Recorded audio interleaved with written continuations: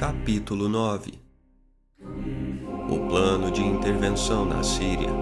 Jihadistas estrangeiros na guerra contra o regime de Bashar al-Assad. Denúncia de Joe Biden. Turquia e países do Golfo como suportes do Estado Islâmico. Missão do príncipe Bandar al-Sultan em Moscou. O não do presidente Vladimir Putin. Ataque de gás em Ghouta como pretexto para a intervenção na Síria.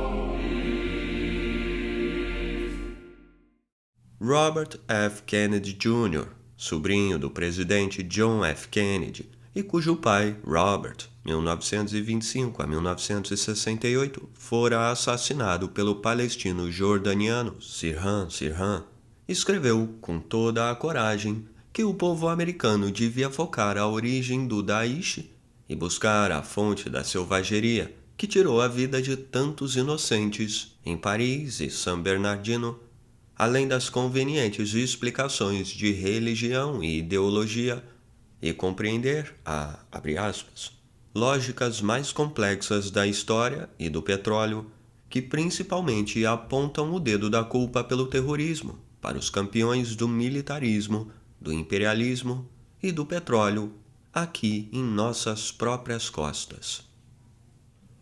Com efeito, a CIA começou a intervir na Síria em março de 1949, 2 anos depois de sua fundação, conforme ressaltou Robert F. Kennedy Jr., assessorado e, de certo, subornado por 2 agentes da CIA, Miles Copeland e Stefan Mead, o coronel Husni al-Zain, 1897 a 1949, chefe do Estado-Maior do Exército, derrubou o presidente Shukri al-Quwatli, democraticamente eleito, por haver hesitado em aprovar a construção do Trans-Arabian Pipeline, TAPline, que os Estados Unidos pretendiam construir, através da Síria, conectando os campos de óleo da Arábia Saudita aos portos do Líbano.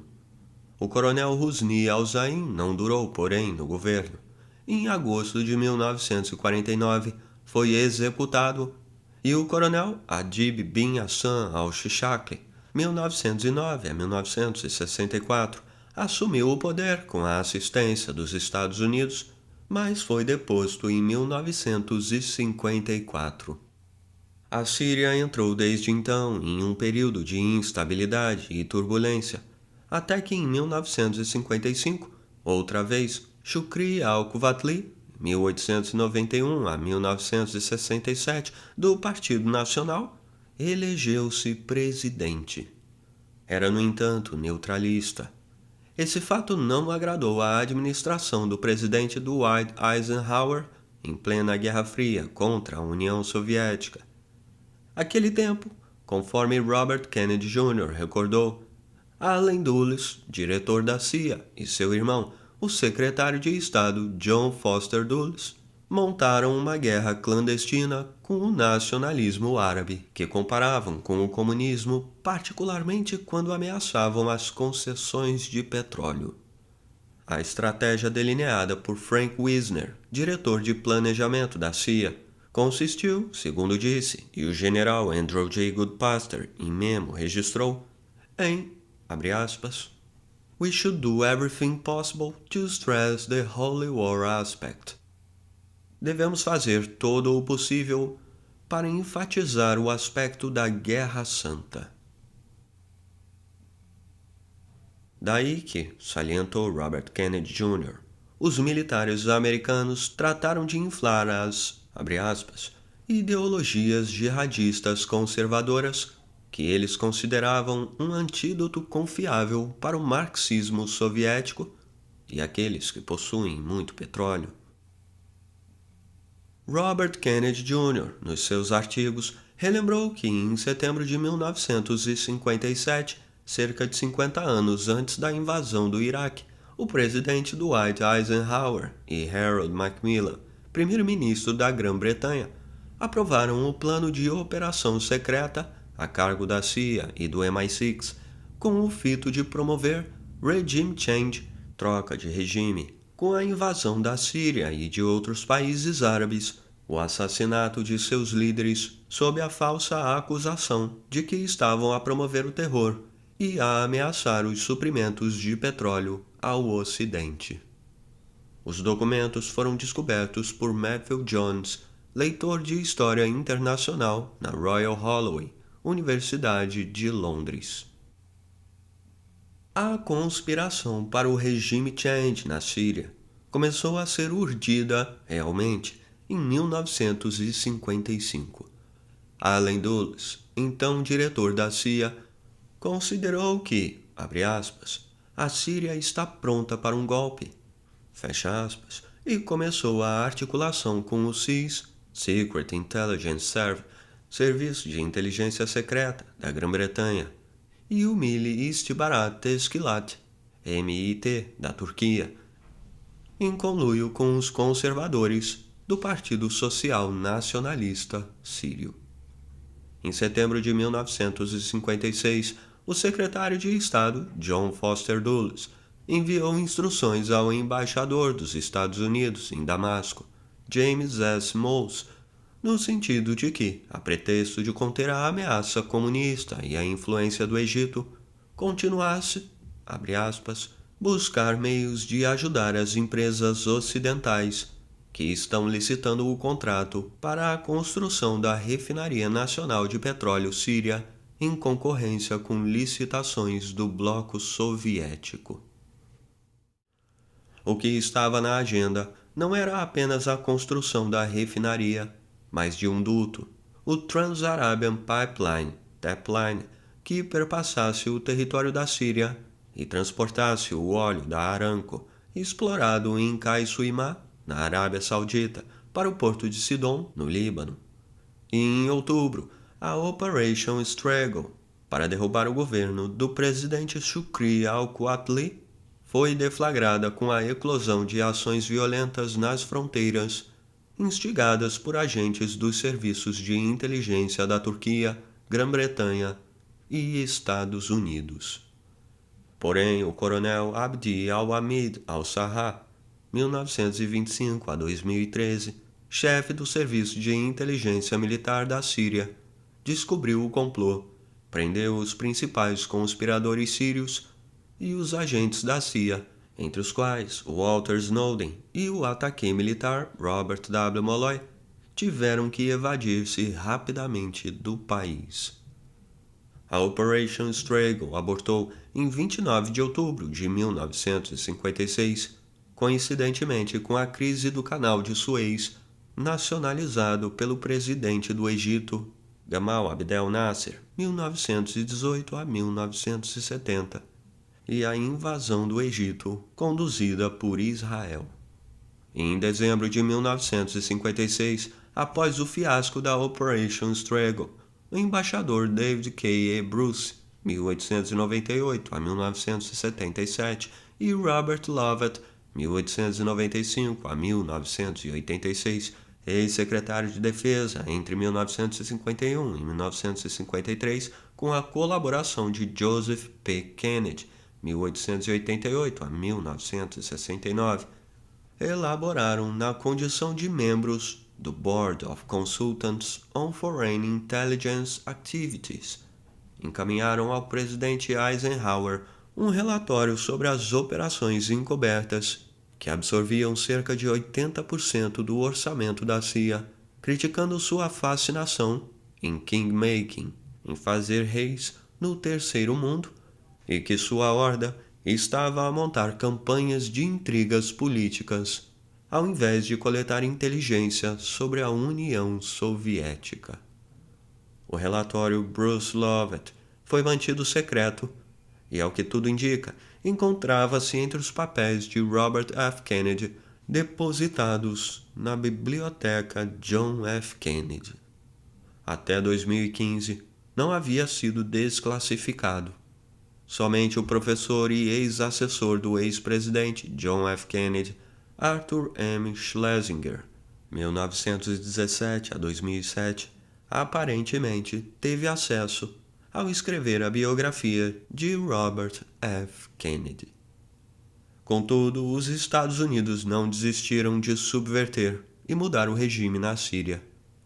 E a CIA, em 1957, enviou a Damasco 2 especialistas em covert actions, Howard Rockstone, 1925 a 2004, e Kermit King Roosevelt, 1916 a 2000, os mesmos que articularam os golpes de Estado no Irã, Operação Ajax, 1953, contra o premier Mohamed Mossadegh, e na Guatemala, Operation Success, 1954, contra o presidente Jacobo Arbenz. Assim, a Operation Struggle renasceu com o codinome de Operation Open, buscando organizar a corrente de direita da oficialidade e os antigos políticos refugiados em Beirute. Uma vez mais, porém, a conspiração malogrou. O coronel Abdi al-Hamid al-Sarraj, fervoroso anti-imperialista e pró-unidade árabe, havia posto sob constante vigilância a embaixada dos Estados Unidos e o exército sob estrito controle. E uma vez denunciado o complô por oficiais que não se deixaram subornar, o agente da CIA, Howard Rockstone, foi preso, confessou, e o embaixador James S. Moss foi expulso da Síria. O presidente Dwight Eisenhower e Alan Dulles não tiveram alternativa senão aceitar o fiasco. A invasão da Síria poderia levar a União Soviética a intervir na Turquia. Em 1958, a Síria uniu-se ao Egito sob o governo do presidente Gamal Nasser para fundar a República Árabe Unida, que não durou, entretanto, mais de 3 anos. Em 28 de setembro de 1961, a unificação com o Egito foi desfeita pelo setor militar da Síria, que se opunha à subordinação ao presidente Nasser. Em 1970, o general da Força Aérea, Hafiz al-Assad, ligado ao Partido Socialista Árabe Baath, assumiu o poder, e após a Guerra do Yom Kippur, em que Israel derrotou a Síria e o Egito, esmagou implacavelmente várias revoltas da Irmandade Muçulmana, sunitas salafistas, entre as quais a de Hama, 1982, possivelmente encorajadas pelos serviços de inteligência dos Estados Unidos e Turquia, e estabilizou o país. Mas os contínuos esforços dos Estados Unidos para derruir o regime na Síria havia empurrado o presidente Hafiz al-Assad mais e mais para a aliança com a União Soviética. Em outubro de 1980, os 2 países formalizaram o Tratado de Amizade e Cooperação. Hafiz al-Assad morreu ao sofrer um ataque cardíaco no ano 2000 e seu filho Bashar al-Assad assumiu o governo. Entretanto, desde o ano 2000, a intervenção na Síria voltou à agenda dos Estados Unidos e dos seus sócios no Oriente Médio. Telegramas diplomáticos secretos publicados por Wikileaks revelaram que, desde pelo menos 2005, o Departamento de Estado destinou no mínimo 6 milhões de dólares aos grupos de oposição na Síria para financiar as operações do canal de TV satélite Barada River, vinculada ao Movimento por Justiça e Desenvolvimento, uma rede dos exilados sírios baseada em Londres, bem como outras atividades subversivas, além de patrocinar cursos em Damasco. A TVA Barada começou em abril de 2009 a instigar manifestações e protestos, com o fito de derrubar o regime de Bashar al-Assad. Entretanto, conforme outro telegrama da Embaixada dos Estados Unidos em Damasco, o valor do financiamento à oposição na Síria entre 2005 e 2010 atingiu um total muito maior, em torno de 12 milhões de dólares ou mais. E um dos motivos, inter alia, que tornavam fundamental a derrocada do regime de Bashar al-Assad a construção do gasoduto South Pars/North Dome através da Síria. Catar, que possuía com o Irã um dos maiores campos de gás natural do mundo, depois da Rússia, pretendeu construir o South Pars/North Dome, um gasoduto calculado em 10 bilhões de dólares e uma extensão de 1.500 quilômetros a passar pela Arábia Saudita, Jordânia, Síria e Turquia, que lucrariam com as taxas de pedágio a fim de abastecer os mercados da União Europeia. Mas em 2009, o presidente Bashar al-Assad recusou-se a assinar o acordo, obstaculizando a construção do gasoduto no território da Síria, de certo em função dos interesses da Rússia, da qual sempre fora aliado.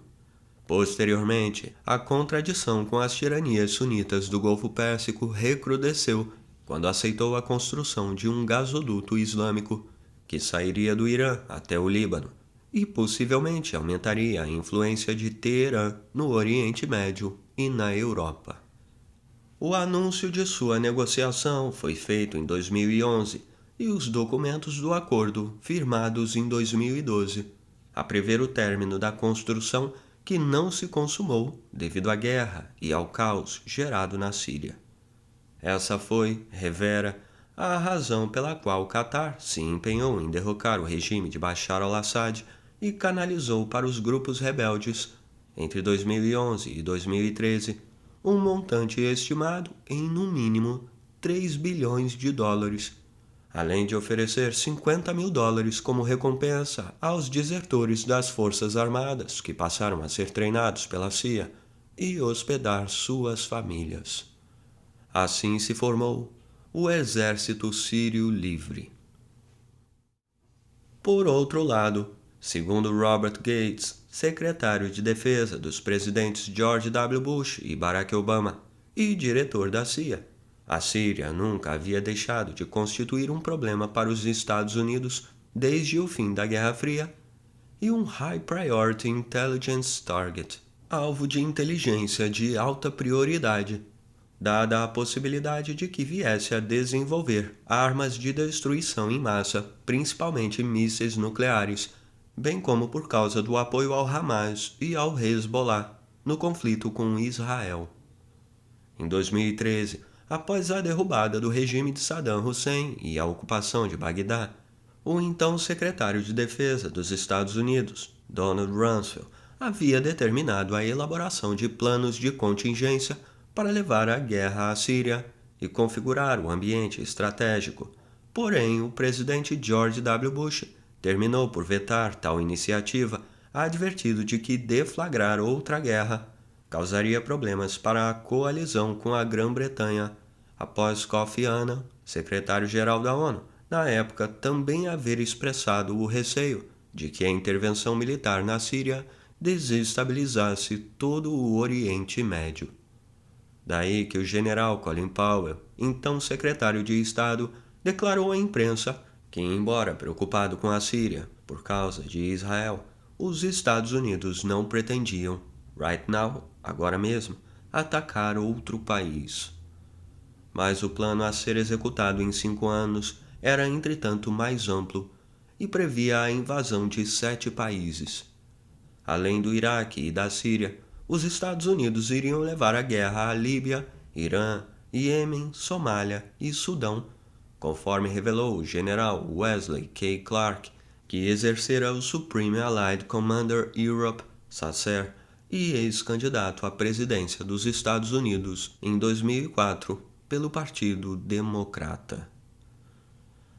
Em 2008, porém, a questão do ataque à Síria voltou à agenda por causa de Israel, não só a pretexto de impedir o tráfico de armas para o Hezbollah e o treinamento de militantes dentro do seu território, mas também devido à construção do reator nuclear Al-Kibar, na região de Deir ez-Zor.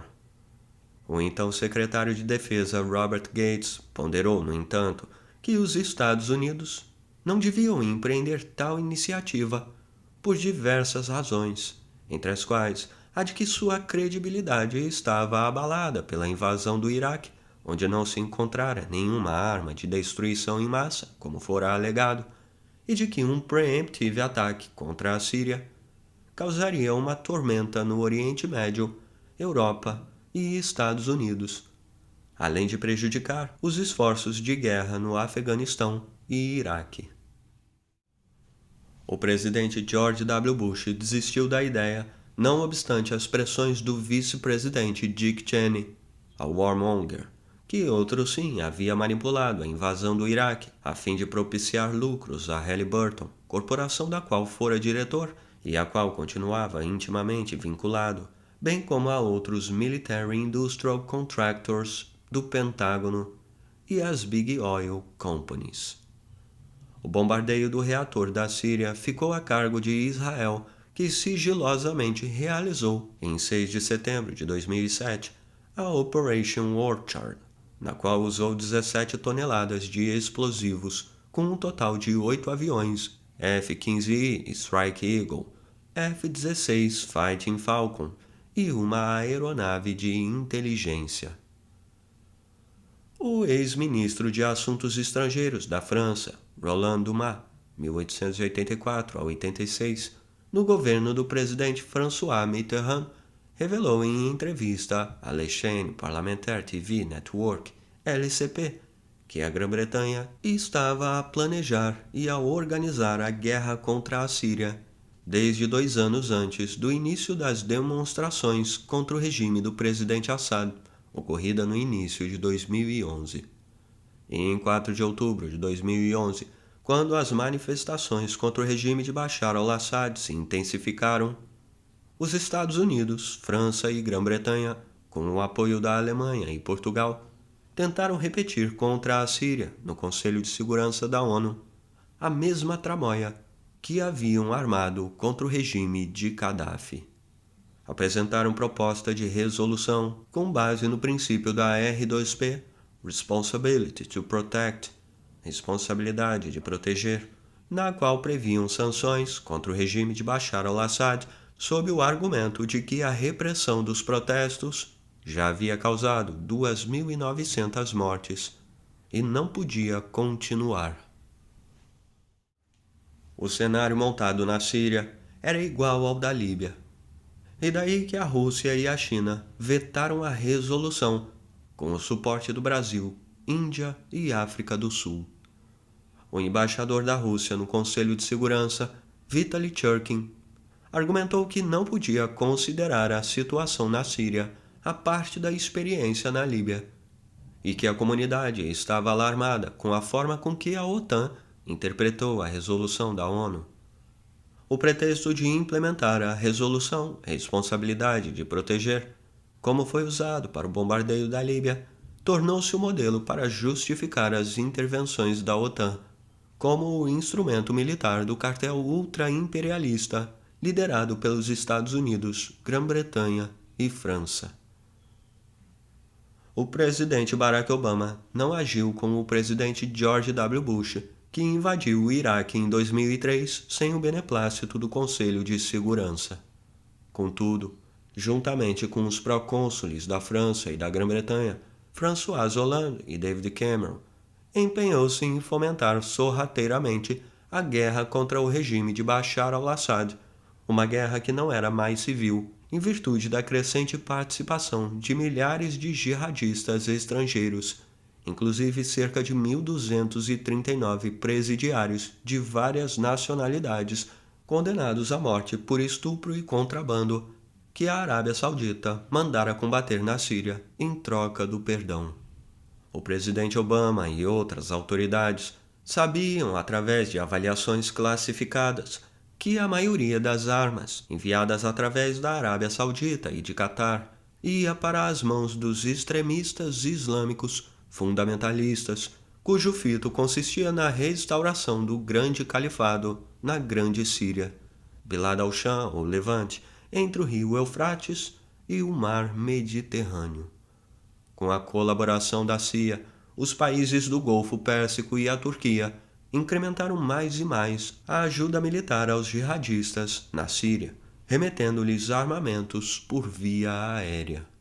Em agosto de 2013, a Deb Kafil, agência de informação dirigida por 2 jornalistas investigativos e dedicada à coleta de inteligência e segurança, informou que os Estados Unidos, Jordânia e Israel estão silenciosamente apoiando o saco misto de cerca de 30 facções rebeldes sírias, das quais tomaram o controle do lado sírio da travessia de Quneitra, o único ponto de trânsito entre israelenses e sírios em Golã. Segundo a mesma fonte, a Turquia dava passagem a grupos jihadistas, inclusive Jabhat al-Nusra e Ahrar al-Sham, afiliados à Al-Qaeda, para que atacassem o nordeste da Síria, na área costeira, em torno do porto de Latáquia. Até setembro de 2013, ao que consta, as brigadas islâmicas haviam recebido, em 2 anos, cerca de 400 toneladas de armamentos dos países do Golfo, uma quantidade extraordinária que consistia fundamentalmente em munições, metralhadoras, armas automáticas antiaéreas e outras desembarcadas na Turquia, província de Hatay, e agentes da DGSE, Directions Générales de la Sécurité Extérieure, e da DRM, Direction du Renseignement Militaire, os serviços de inteligência da França, bem como da CIA e do MI6, já estavam a operar dentro da Síria. Em conferência pronunciada para os estudantes do Institute of Politics da Universidade de Harvard em 2 de outubro de 2014, o vice-presidente Joe Biden apontou publicamente a Turquia, Arábia Saudita e Emirados Árabes Unidos como o biggest problem no Oriente Médio ao acusá-los de apoiar, com dinheiro e armas, os sunitas salafistas e wahhabistas que instituíram o Estado Islâmico. Esses estados do Golfo e a Turquia, comentou o vice-presidente Joe Biden, estavam tão determinados a derrocar o presidente Bashar al-Assad que iniciaram a Proxy Sunni Shia War, guerra sunita-xiita por procuração, e lá derramaram centenas de milhões de dólares e dezenas de milhares de toneladas de armas. Joe Biden, no entanto, procurou dissociar os Estados Unidos da responsabilidade de fomentar a guerra civil na Síria, inclusive treinando os jihadistas de Al-Nusra Front, franquia da Al-Qaeda, e fornecendo os armamentos que a Arábia Saudita, Catar e os Emirados Árabes Unidos lhes repassavam. Porém, revelou que o presidente Recep Tayyip Erdogan, he is an old friend, ele é um velho amigo, lhe havia confirmado que deixara muitos jihadistas penetrarem na Síria, através das fronteiras da Turquia, e acentuou que the outcome of such a policy now is more visible. Os resultados de uma política como essa agora é mais visível. 2 pontos. Os fundamentalistas radicais do Daesh avançavam no norte da Síria e do Iraque. 2 dias depois, em 4 de outubro, o vice-presidente Joe Biden foi forçado a telefonar para o presidente Erdogan, bem como para o rei da Arábia Saudita e os emires do Catar e dos Emirados Árabes Unidos, a fim de pedir desculpas por havê-los implicado intencionalmente no suprimento de armas e financiamento do Daesh, facilitando a exportação do Estado Islâmico, informou à imprensa seu porta-voz, Kendra Barkov. A jornalista Carol Giacomo, em seguida, publicou no New York Times um artigo com o título Joe Biden apologizes for telling the truth. Joe Biden se desculpa por dizer a verdade. Sim, Joe Biden pediu desculpas por dizer a verdade, mas não toda. Não disse da determinação do presidente Obama de demolir o regime do presidente Assad e empurrar o Oriente Médio para uma guerra regional, que poderia conduzir a uma confrontação entre a Rússia e os Estados Unidos. O presidente Assad, no entanto, sempre esteve muito bem informado sobre o relevante desempenho da Turquia, Arábia Saudita, Catar e demais Emirados, bem como dos Estados Unidos, no suprimento de armas e preparação dos jihadistas que se infiltraram na Síria e moviam a guerra, que não era propriamente civil, mas estrangeira, contra seu governo. Em 26 de agosto de 2013, entrevistado pelo jornal Izvestia de Moscou, ele já havia apontado Catar e Turquia como os países que diretamente mobilizaram e incrementaram o terrorismo na Síria. Conforme relatou predominantemente nos 2 primeiros anos, 2011 e 2012, o Catar financiou os terroristas, enquanto a Turquia lhes proveu o suporte logístico e o treinamento antes de penetrarem na Síria.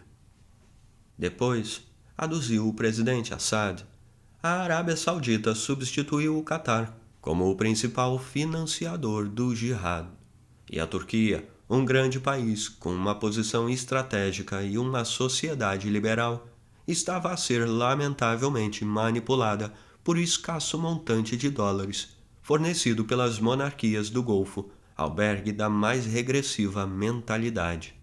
E o responsável por tal situação não era o povo, mas o então primeiro-ministro, depois presidente, Recep Tayyip Erdogan.